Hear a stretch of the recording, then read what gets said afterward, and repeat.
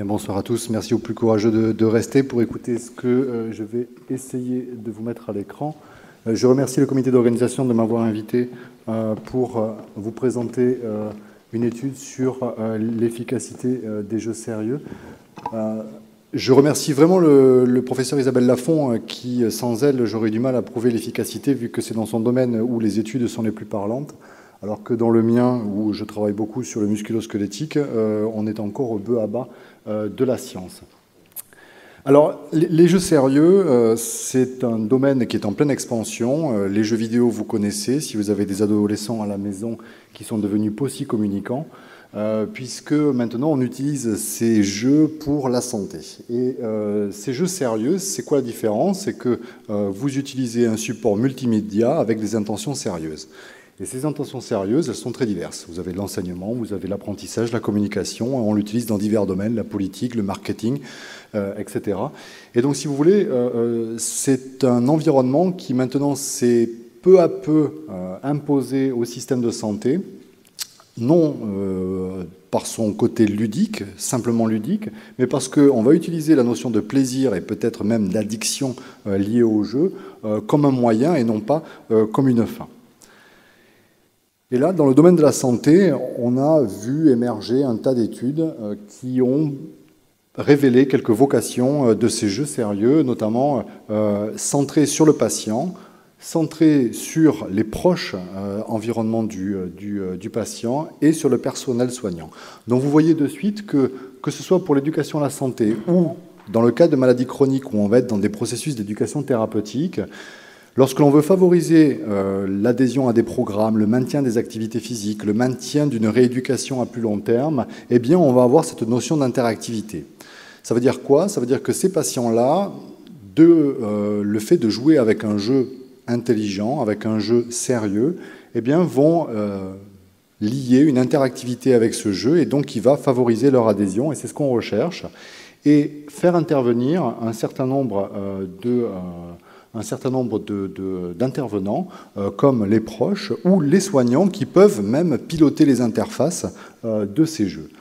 Donc, on peut imaginer des supports qui vont améliorer les patients dans une perspective de santé, et je vais essayer de les détailler. Alors, on a vu depuis une vingtaine d'années nos plateaux techniques de médecine physique et de réadaptation se remplir de tas d'outils et dont on a parfois quelques idées pour savoir comment ils fonctionnent, quelques idées pour savoir ce qu'on va en faire. En revanche, sur la finalité, on est un tout petit peu plus réservé. Et donc, on peut avoir un certain nombre d'outils qui vont des plus compliqués, le Locomat, où on va entraîner des patients à marcher sur un tapis, avec des environnements tridimensionnels qui permettent une immersion quasi complète dans un univers virtuel. Et là, on est sur une plateforme avec un tapis de marche, avec quelqu'un qui est suspendu parce qu'autour, vous pouvez voir, c'est le vide. Et donc, cette plateforme est totalement asservie. Et donc, on va pouvoir mettre le patient dans un environnement de réalité virtuelle et donc de jeu, et le faire marcher. Là, vous voyez, c'est à Amsterdam que ça se passe. Ils ont étudié chez des amputés de guerre, eh bien, l'adaptation à des prothèses de membres inférieurs, et ils les font travailler dans des univers complètement virtuels. Et ensuite, on peut passer sur des outils plutôt liés à la robotique, où on va avoir des gants qui permettent d'avoir un retour haptique, des gants qui permettent de mesurer une activité musculaire, des gants qui permettent d'aider le patient lorsqu'il est en difficulté, pour aller vers des outils beaucoup plus simples, une Kinect, la plupart d'entre vous en ont une chez eux s'ils ont des enfants. Eh bien, vous avez donc, vous captez le signal, on vous voit bouger devant la caméra et vous pouvez agiter les bras pour jouer au tennis. Donc, tous ces outils-là ont une utilité potentielle dans des stratégies de rééducation, sauf que même si maintenant on est convaincu que certains jeux sont utiles et ont déjà démontré une certaine efficacité pour faire de l'exercice, quand on veut rentrer dans le jeu sérieux, on est quand même un peu tenu de passer par un processus de conception où on va essayer de travailler avec des professionnels de l'informatique et du multimédia pour la conception des jeux en lien avec des professionnels de santé qui ont des objectifs particuliers. Et là, c'est vrai que l'interface avec des laboratoires qualifiés dans le mouvement, pour pouvoir essayer de modéliser ces jeux et essayer d'avancer sur la pertinence de leur utilisation, est essentiel avant de passer à des études cliniques qui vont pouvoir démontrer une efficacité de ces supports. Alors, pour simplifier, je ne vous ai pas fait un répertoire de tous les jeux qui existent et qui ont été utilisés dans le monde. J'ai simplement fait un focus sur ce qu'on utilise dans le Languedoc-Roussillon et sur ce qu'on a pu développer ou sur lesquels on est en cours de développement. Et vous voyez, on est vraiment dans une stratégie de mouvement, c'est-à-dire déficience motrice et cognitive liée à l'AVC, donc la plupart du temps liée au déficit du membre supérieur. Motricité, équilibre, le professeur Blin a parlé de l'équilibre chez le sujet âgé, je vais vous montrer un exemple. Et la grande sphère du déconditionnement, c'est-à-dire toutes les pathologies cardiovasculaires, les pathologies musculo-squelettiques comme la lombalgie, qui conduisent à un défaut de mouvement, c'est-à-dire une perte quantitative et une perte qualitative des mouvements, qui pourrait être une cible thérapeutique. Simplement, je vais vous montrer quelques exemples pour vous dire que ce n'est pas si simple de mettre au point un jeu sérieux à l'heure actuelle. Alors, les progrès de la neuroscience nous ont permis d'évoquer de nouvelles pistes pour essayer d'améliorer le pronostic des accidents vasculaires cérébraux, puisque dans ces accidents, vous avez des déficiences qui sont motrices, sensitives et parfois cognitives. Et on se dit que si on veut faire de la rééducation et de la réadaptation, eh bien, il va falloir peut-être encourager le mouvement. Je vous dis, pour réapprendre à marcher, il faut marcher. C'est peut-être simple, mais globalement, si on fait de la répétition d'exercices, eh bien, on obtient, et ça a été démontré, vous voyez là de l'activation corticale avant un programme d'entraînement, et là, vous voyez que les pixels qui s'allument sont beaucoup plus nombreux, c'est-à-dire qu'on a une implémentation des zones corticales qui s'activent et donc une amélioration de l'organisation corticale. Donc, ces progrès dans la neuroscience nous disent il faut peut-être bouger. Ensuite, on sait très bien que quand on a eu un accident vasculaire cérébral, une des principales complications, c'est qu'on apprend à ne pas se servir du membre déficitaire. Learn, non-use. Ça, ce sont les publications de Tom en 1994, ce qui a induit de la thérapie contrainte, c'est-à-dire vous bloquez le membre sain et vous obligez le patient à se servir du membre lésé. Et donc, fort de ces concepts, les programmes de rééducation se sont attachés à faire du mouvement parfois répétitif, notamment au niveau du membre supérieur, avec une stratégie qui est orientée sur la tâche, c'est-à-dire que on vous demande de faire une tâche et vous la faites de manière répétitive jusqu'à que vous réussissiez. Et ça, c'est vrai que dans ces méthodes-là que l'on voit ici et là, la plupart des patients, non seulement après un AVC, sont fatigables, mais on engendre une espèce de frustration parce qu'on n'a pas de feedback sur la réussite, sur le fait qu'on est toujours en difficulté, sur la notion de fatigue, avec le peu d'intérêt que peut avoir le fait de bouger des cubes sur une table. Et le problème, c'est que le résultat dépend énormément de la participation et de l'implication du patient. Et donc, logiquement, on s'est demandé si toutes ces interfaces, tous ces supports multimédia dans lesquels on pourrait implémenter une valence sérieuse ne pourraient pas servir pour améliorer la qualité, voire le mouvement dans son intégralité. Alors là, vous voyez absolument pas.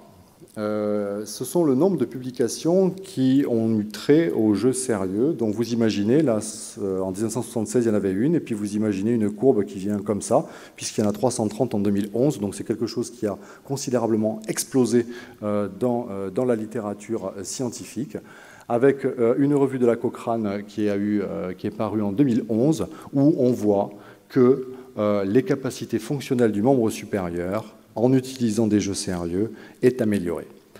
Donc le fait d'impliquer un patient qui a un déficit moteur plus ou moins sensitif dans une stratégie ludique va améliorer son adhésion, sa participation et va améliorer ses performances fonctionnelles.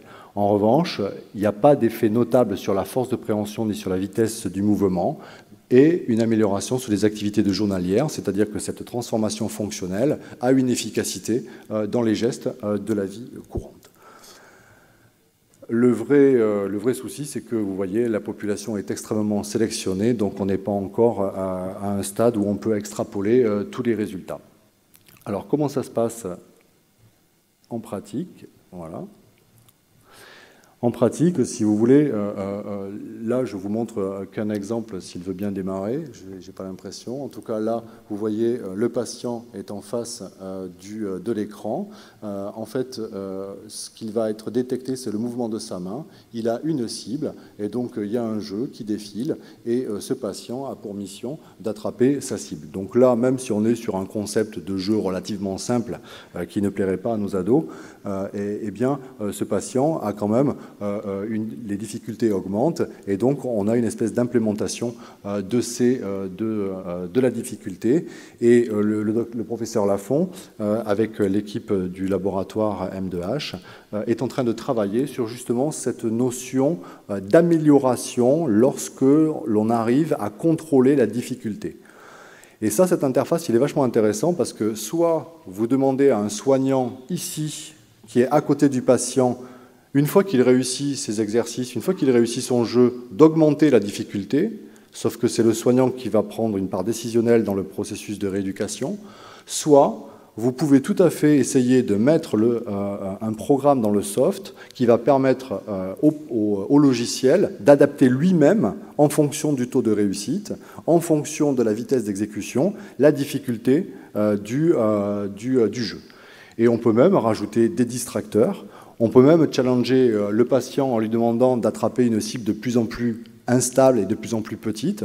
On peut même grossir la cible lorsqu'il est en difficulté ou adjoindre une orthèse intelligente qui va lui permettre de réussir quand il est trop en difficulté ou quand il y a trop d'échecs. Donc vous voyez que même si d'apparence ce jeu-là paraît simple, la quantité de choses que l'on peut faire et que l'on peut manipuler pour entraîner le patient à faire une activité répétitive qui, d'habitude, est assez mal tolérée, est intéressante et peut-être explique le fait que les résultats sont un peu meilleurs dans la littérature. Donc ça, c'était pour l'accident vasculaire cérébral. On est maintenant en train de développer, avec la société Naturalpad, qui est une start-up montpelliéraine, un certain nombre de stratégies pour essayer de proposer une alternative à la rééducation classique. Alors c'est vrai qu'on ne remplacera peut-être pas l'activité physique en extérieur, le travail d'équilibre, le tai chi, etc. En revanche, là, on peut être dans des milieux un peu plus confinés, comme à l'intérieur d'un domicile avec une difficulté de trouver des activités à proximité, des solutions alternatives qui pourraient permettre peut-être de passer un premier cap. Donc là, on est sur des stratégies d'équilibre, de motricité, de coordination, pour lesquelles on a simplement besoin d'une Kinect et d'un écran relativement grand pour permettre aux patients joueurs de jouer à ce jeu qui est Hammer and Planks. Donc c'est un jeu de bateau de pirates, où on a un intérêt ludique qui est certain, parce qu'il faut attraper des tas de petits trésors. Et vous avez une sécurité d'utilisation, parce que notamment chez la personne âgée ou chez l'enfant handicapé, vous êtes sur le sol. Donc vous pouvez mettre même un tapis de sol si jamais il tombe. Vous n'avez besoin d'aucun instrument, il n'est pas sur une plateforme en équilibre. Et vous pouvez asservir à peu près tout. J'espère que là... Voilà.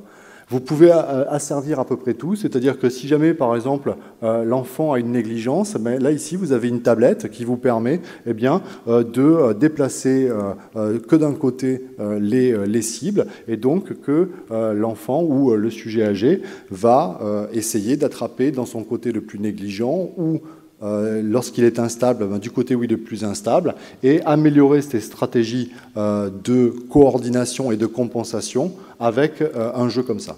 Alors bien entendu, là, je vous montre que la partie immergée de l'iceberg, on est en train de travailler sur d'autres supports, mais le principe même de l'adhésion, alors honnêtement, avec les enfants, c'est de la folie, ils jouent pendant des heures.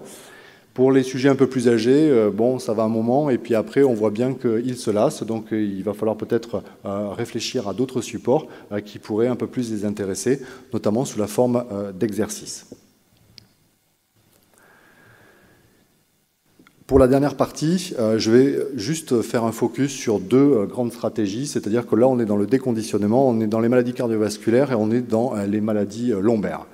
Alors, je pense que vous avez bien compris que si on ne fait pas d'activité physique, le fait qu'on soit sédentaire nous tue. Donc ça, c'est très largement démontré. Je vous invite à relire l'excellent article de Lee dans le Lancet de 2012.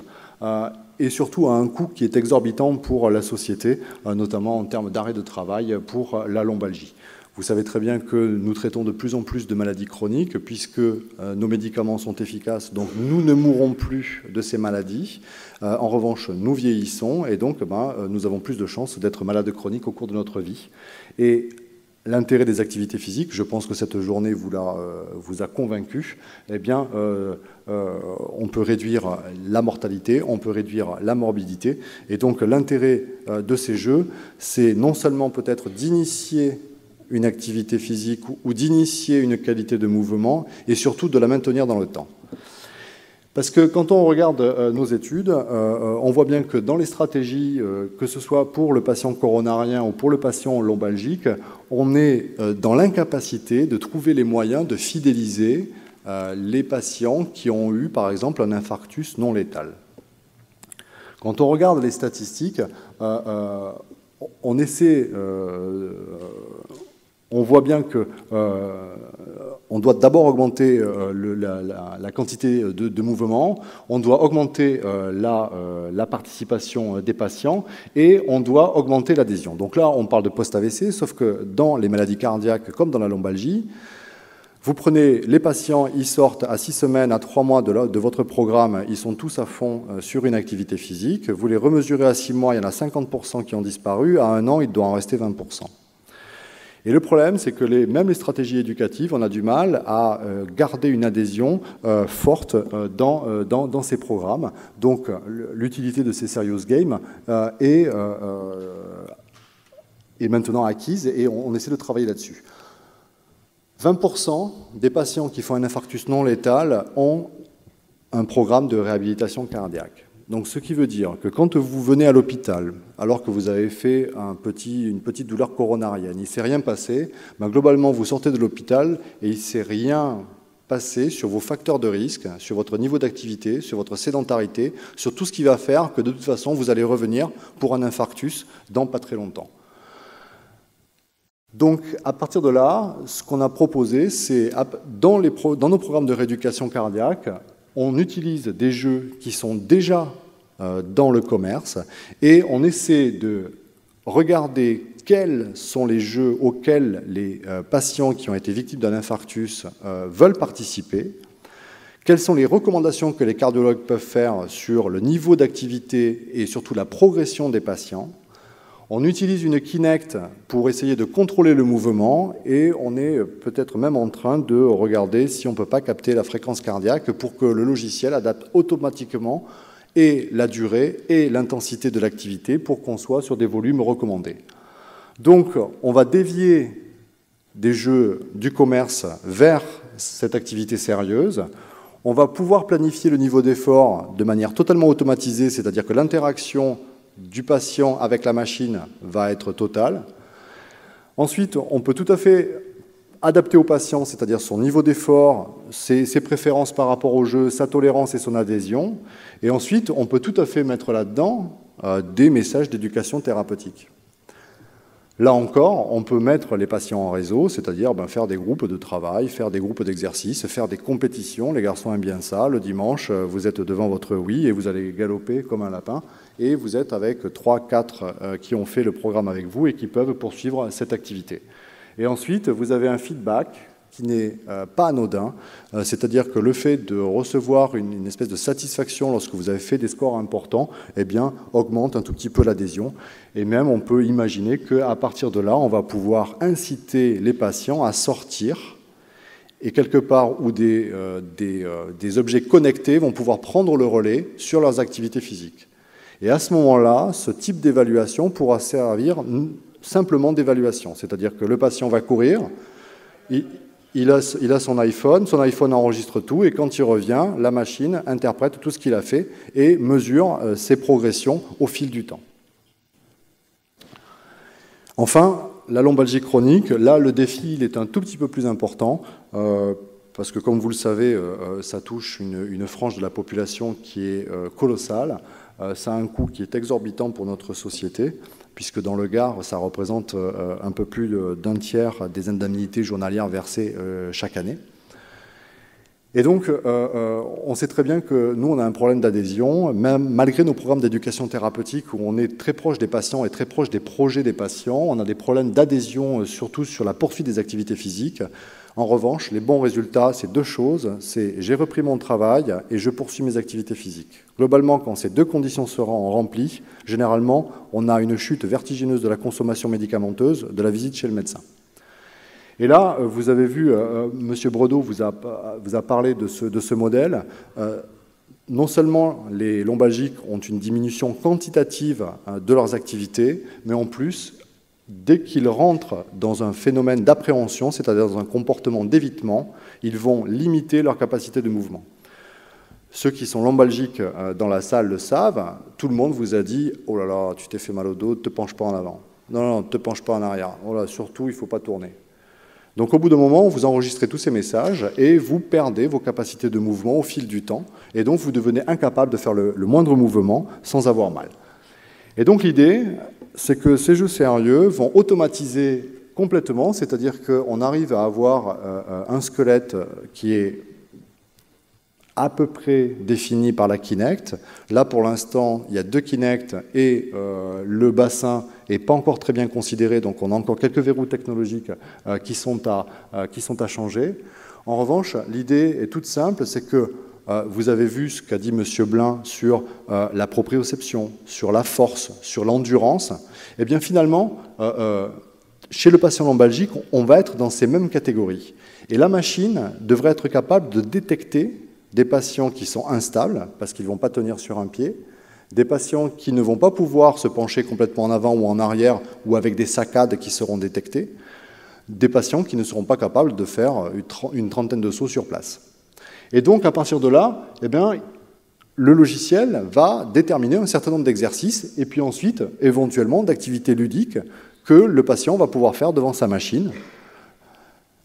L'idée est toute simple, c'est qu'après nos programmes de rééducation, c'est que ce logiciel-là, ce jeu virtuel-là, est une espèce de lien avec la reprise d'activité à domicile, en sachant que, une fois que le patient est autonome et a repris des activités, il ne devient plus qu'un objet d'évaluation, et peut-être un objet d'évaluation centré, c'est-à-dire que si on veut aller encore plus loin, on dit qu'on a une plateforme à domicile et que le patient devient un élément du dispositif.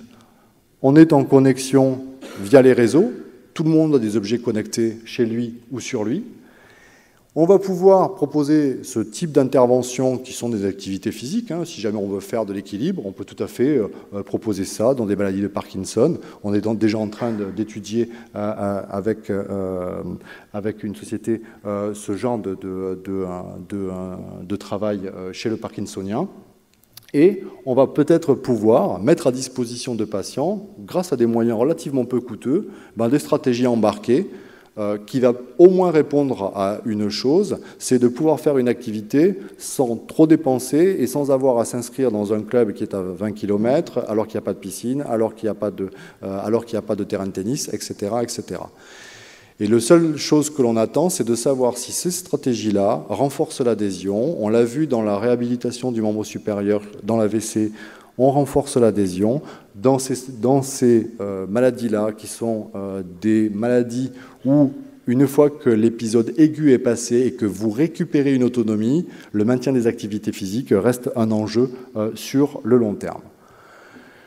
Et ensuite, eh bien, on va pouvoir enclencher toute une boucle où l'industriel va pouvoir récupérer des données, nous aussi en même temps, faire des études de grande ampleur là-dessus, en sachant qu'on peut tout à fait considérer qu'une fois que la stratégie a abouti à son effet, c'est-à-dire à relancer le patient dans des activités physiques, il devient un objet de mesure et un objet connecté qui va permettre de maintenir le lien. Donc voilà, le message, il est là. Nous sommes au début de cette ère qui a déjà commencé depuis une dizaine d'années et qui commence à se matérialiser vu la démocratisation des jeux vidéo qui ont envahi la plupart des maisons. Je pense qu'il y a un effet générationnel. Nous avons fait une étude qualitative chez les lombalgiques. Très honnêtement, les plus de 50 ans sont relativement réticents encore à ce genre de stratégie, notamment ceux qui n'ont jamais joué. Donc, nos enfants qui vont grandir seront des adeptes de ce genre de stratégie. Et donc, on peut parier que dans les années à venir, ce sera plus facile à proposer. En tous les cas, vous voyez qu'on peut être tout à fait dans quelque chose qui va augmenter l'adhésion, qui va augmenter l'adaptation et du soignant et du soft, c'est-à-dire qu'on peut avoir 2 entrées pour améliorer le patient, qu'on peut avoir des échelles de progression qui sont totalement calquées sur l'activité du patient et que le feedback positif, en retour, va améliorer l'adhésion. Et cette technologie pour la santé par le mouvement, je pense de l'avenir. En tout cas, je l'espère. Je vous remercie.